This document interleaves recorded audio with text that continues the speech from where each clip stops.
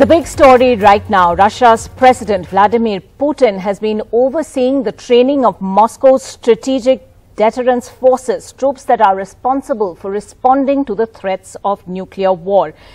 The Kremlin has said in a statement, I quote, under the leadership of Vladimir Putin, a training session was held with ground, sea and air strategic deterrence forces, during which practical launches of ballistic and cruise missiles took place. State television showed Putin overseeing those drills from a control room, and the drills included the launch of test missiles from the Kamchatka Peninsula in the Russian Far East and from the waters of the Barents Sea in the Arctic. The exercises involved Tu-95 long-range aircrafts, and strategic deterrence forces are the ones that are meant to respond to nuclear threats. Now, these drills come just hours after Russia's defense minister dialed his counterparts in India and China and spoke about how Ukraine was planning to launch a dirty bomb strike.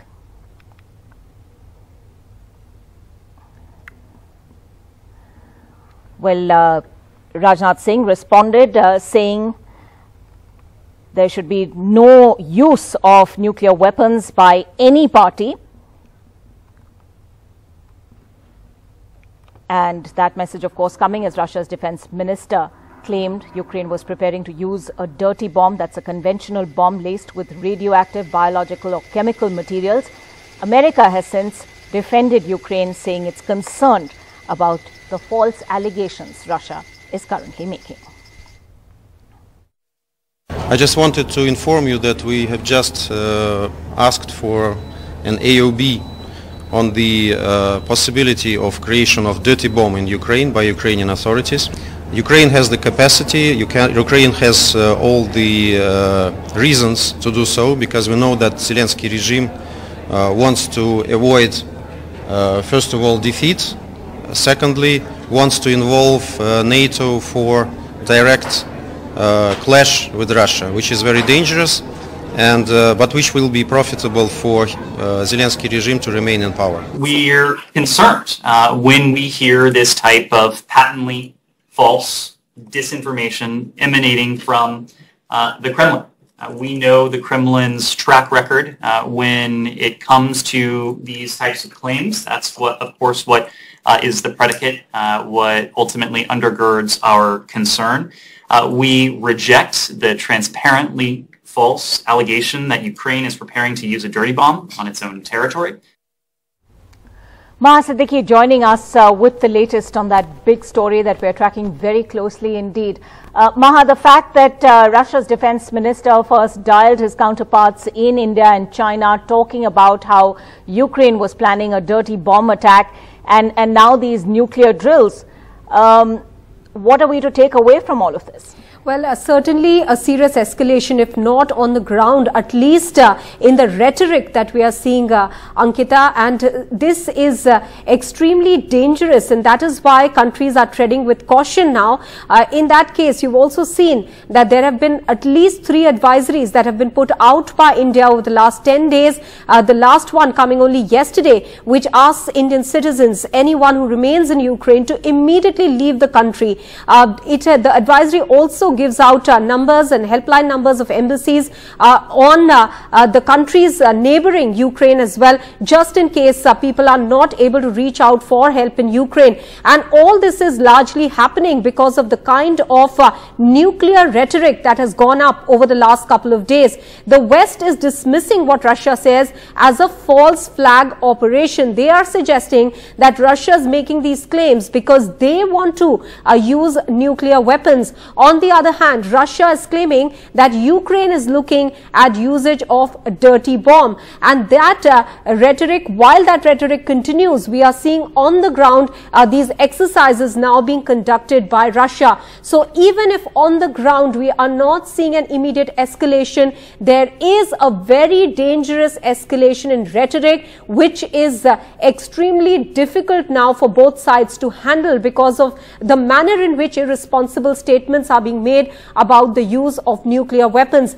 India has once again cautioned all sides over here. And specifically when that call came to Rajnath Singh, India has said that the call was made at the request of the Russian Defense Minister, General Shoigu, who, when expressing concern over Ukraine's possibility of provocation by use of dirty bombs, said, in fact, Rajnath Singh said that neither side should resort to nuclear option. And that is the bottom line. India has been constantly saying that dialogue should be given a chance. Siddiqui, thanks very much indeed for joining us with all of those details. It's a situation we're going to be tracking very closely indeed. In other news, the Aam Aadmi Party chief Arvind Kejriwal dropped a bombshell today saying, let's have new currency notes with the images of Goddess Lakshmi and Lord Ganesh on one side. The BJP scoffed at this, calling it political drama. But politically, this seems to be the latest in a series of moves that shows how Kejriwal and AAP are making majoritarianism the heart of their campaign. The AAP is silent when it comes to issues like the release of Bilkis Bano's rapists and the Shaheen Bagh protests before the Delhi polls. Contrast this with their hardline stand on Rohingya Muslim refugees and their support for the Ram temple in Ayodhya and the abrogation of Article 370 in Jammu and Kashmir. भारतीय currency के ऊपर एक तरफ गांधी जी की तस्वीर है, वो वैसे ही रहनी चाहिए, लेकिन दूसरी तरफ श्री गणेश जी की और श्री लक्ष्मी जी की तस्वीर भारतीय करेंसी के ऊपर लगाई जाए. Delhi Chief Minister Arvind Kejriwal's solution for a falling rupee. You heard it right. Here he explains. जैसा मैंने कहा कि हमें अपनी अर्थव्यवस्था को सुधारने के लिए, भारत को आगे तरक्की देने के लिए बहुत सारे एफर्ट्स की जरूरत है, लेकिन उसके साथ साथ देवी देवताओं के आशीर्वाद की भी जरूरत है. A political slugfest soon after Chief Minister Kejriwal's Diwali special demand. Arvind Kejriwal ji की वो वीडियो भी है, जनता उस वीडियो को देखे जिसमें केजरीवाल जी कह रहे थे कि मैं तो किसी भी कीमत पे उस राम मंदिर में आराधना करने, पूजा करने नहीं जाऊंगा, क्योंकि उस राम मंदिर में पूजा जो है वो भगवान प्राप्त नहीं करेंगे, भगवान स्वीकार नहीं करेंगे. मुझे हैरानी है कि भारतीय जनता पार्टी भारत की करेंसी पर महालक्ष्मी जी और गणेश जी की तस्वीरें लगाने का विरोध कर रही है. मुझे बहुत आश्चर्य है. बीजेपी पता नहीं क्यों विरोध करने पे उतर आई है इसका. Kejriwal's move comes right ahead of the crucial Gujarat polls, where his party is looking to target the BJP's core voter base. As the Aam Aadmi Party tries to answer the BJP's hardcore Hindutva with its own paperback version, questions are being raised. ये देखिए, हम लोग बार बार कहते थे ये BJP और संघ की बी टीम है, तो जब चाहेंगे सेकुलर कार्ड खेल देगा, जब चाहेंगे धर्मनिरपेक्ष दिख जाएगा, जब चाहेंगे किसी न किसी धर्म की भावनाओं को भड़काएगा, जब चाहेंगे तो अपने आप को किसी जाति विशेष का बता देगा. For the common man reeling under inflationary pressures, Arvind Kejriwal's plea has failed to make much of an impression. I think India is a diverse country and we respect all the religions, and जो already चलता आ रहा है, we should keep that and respect all the religions and not just try to get our votes by, by targeting the larger audience. I think it is absolutely baseless what the Arvind Kejriwal government is trying to come up with. We have much bigger issues to deal with. अच्छा है, भगवान का photo रहना अच्छा है. अच्छा, currency पे भगवान का फोटो रहना अच्छा था. आप बोल रहे हैं कि केजरीवाल जी का ये अच्छा डिसीजन है. As the rupee hits record lows, politics sinks slower. With inflation woes looming large, prices skyrocketing and cost of living rising sharply, the common man expects more reasoned and rational measures for a dwindling economy. With Anushree Pandey in Gujarat and Pooja Bhardwaj in Mumbai, and camera person Kanan Patra, Vedant for NDTV. New Congress chief Mallikarjun Kharge took over today and formed a steering committee with 47 members, including Sonia Gandhi, Manmohan Singh and Rahul Gandhi.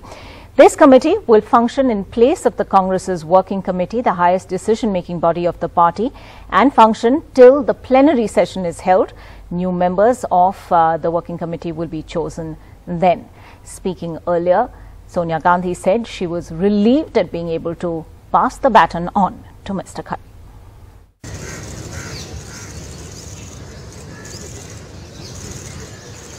Mr. Kharge taking over as Congress President, the first in 24 years that a non-Gandhi has held the top job in the party. But at these muted celebrations at the party headquarters in Delhi, the focus was very much on Sonia Gandhi's contribution as party chief and on Rahul Gandhi for his Bharat Jodo Yatra. अपनी क्षमता और योग्यता के अनुसार जितना बन पड़ा उतना किया। आज मैं इस दायित्व से मुक्त हो जाऊंगी। यह भार मेरे सिर से उतर जाएगा, इसीलिए स्वाभाविक रूप से मुझे राहत का एहसास हो रहा है। The new Congress president set the tone for his term in the first address as he took on the BJP and the RSS. जैसे लोकतंत्र की स्थापना कांग्रेस ने की थी, उसको बदलने की कोशिश आज हो रही है। किसने सोचा होगा कि देश में कभी ऐसी राजनीति का दौर भी आएगा जिसमें झूठ का बोलबाला होगा और सत्ता में बैठे हुक्मरान लोकतंत्र को कमजोर करने में जुटे होंगे। लेकिन मैं ये भी जानता हूं कि झूठ, फरेब और नफरत का ये तंत्र हम तोड़ कर रहेंगे। But first, Mr. Kharge needs to sort out several internal squabbles within the party, resolve a long-standing feud between Rajasthan Chief Minister Ashok Gehlot and his former deputy Sachin Pilot, and steer some kind of Congress fight in Gujarat and Himachal Pradesh where the party is barely visible on the ground. To give him a free hand, all members of the Congress's top decision-making body, the Working Committee, have resigned, including 3 Gandhis, General Secretaries in charge of states, have also resigned. Elections will be held to these bodies now. A new Congress president has taken over, but the focus still remains on Rahul Gandhi's Bharat Jodo Yatra.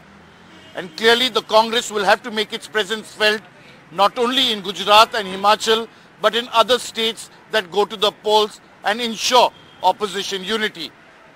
With camera person Sudesh and Prem Singh, Sunil Prabhu, NDTV. The new UK Prime Minister Rishi Sunak today defended the reappointment of Indian origin Suella Braverman as the Home Secretary. She was forced to resign earlier this month for accidentally emailing classified government documents outside her department. The Indian origin Braverman also had controversially branded Indians as the largest group of people who overstay their visas in the UK. Let's take a look now at some of the highlights of Sunak's first day in Parliament. To resign last week for a breach of security. Prime Minister! Well, Mr. Speaker, can I thank the honourable gentleman for his kind and indeed generous welcome to the dispatch box. I look forward to Prime Minister's question time with him, and I know that we will have, no doubt, robust exchanges, but I hope that they can also be serious and grown up. So I look forward to it. Well, he asked about the Home Secretary. The Home Secretary made an error of judgment, but she recognised that. She raised the matter and she accepted her mistake.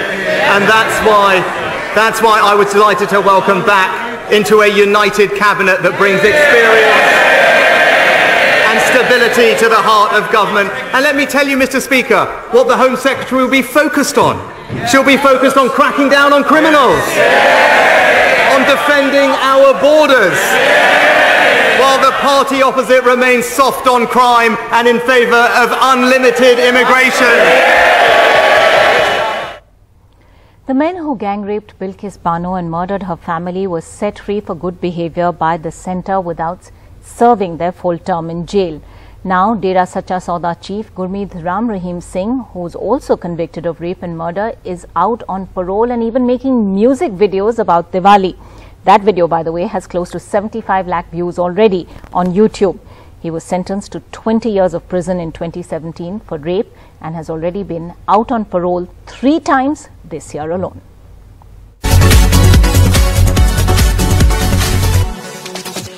$60 lakh plus views in 2 days for this flashy Diwali music video by rape convict Gurmeet Ram Rahim Singh.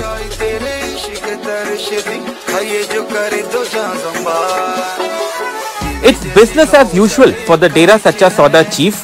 Out on a 40-day parole, he's serving a 20-year sentence.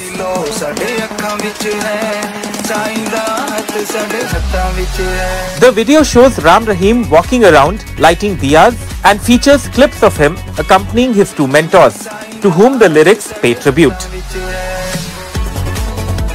Auto-tuned singing is accompanied by disco music and colourful dresses and visuals. A favourite with Rahim.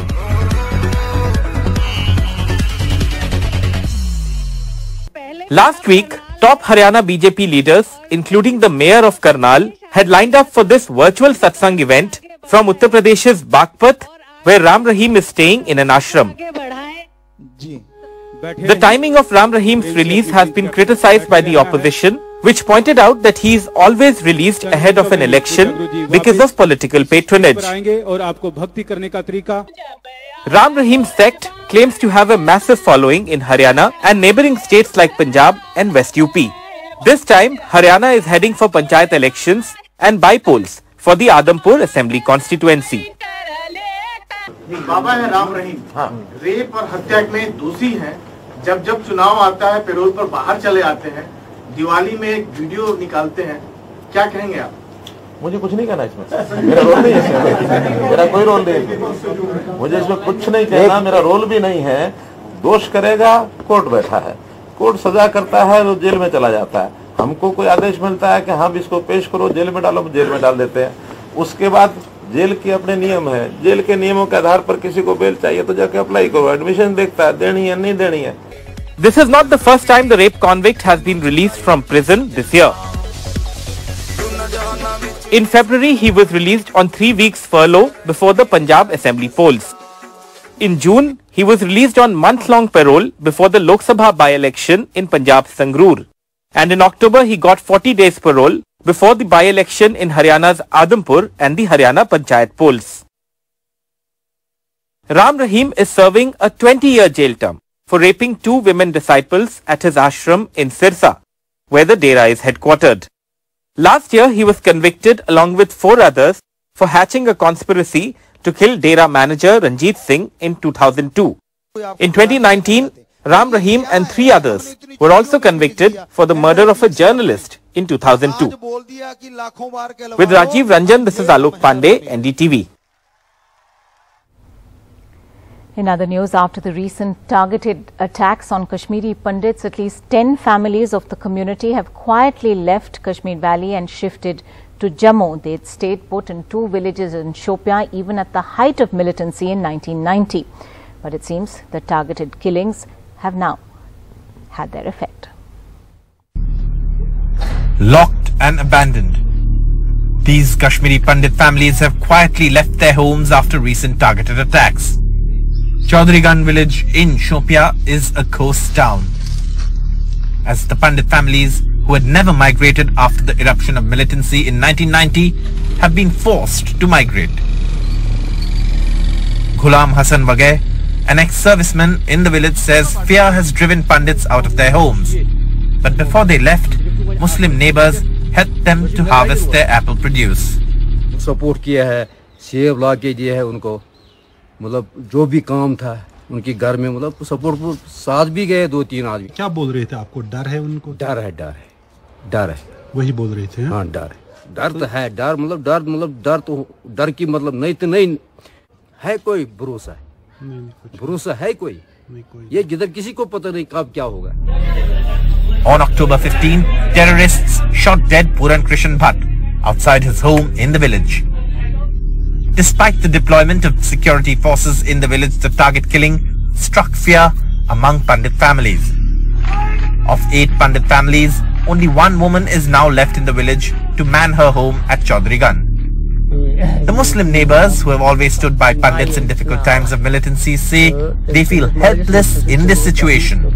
Right now they want to take care of their apple produce and dispatch them to Jammu. तो आपको दुख है इनको क्यों भागना पड़ा? हाँ, बहुत दुख, बहुत ज़्यादा। In the neighboring Chotigam village, all the 3 Pandit families living there have migrated.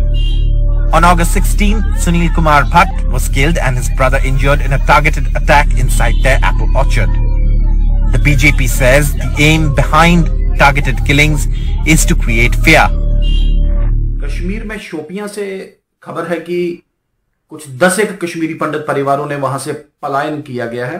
हम सभी राजनीतिक जिसे कहते हैं पार्टियां, जम्मू कश्मीर का सभ्य समाज और विशेषकर कश्मीरी पंडित समुदाय, हम सब पे भी एक जिसे कहते हैं एक ड्यूटी ऑन पड़ती है। हम सब पे कर्तव्य है कि हम भी आतंकवाद के विरुद्ध सुदृढ़, सजग और सशक्त खड़े रहें। Due to targeted attacks, 6,000 Kashmiri Pandit employees are not attending their duties for the last 6 months. For last 30 years, Kashmiri Pandits living in this village braved all odds and stayed back even during peak of militancy. The recent target attacks has driven them out of their homes. This lock on this Pandit home reflects helplessness and fear despite security forces deployed right next to this home. In Shopian, Nazir Masoodi, NDTV.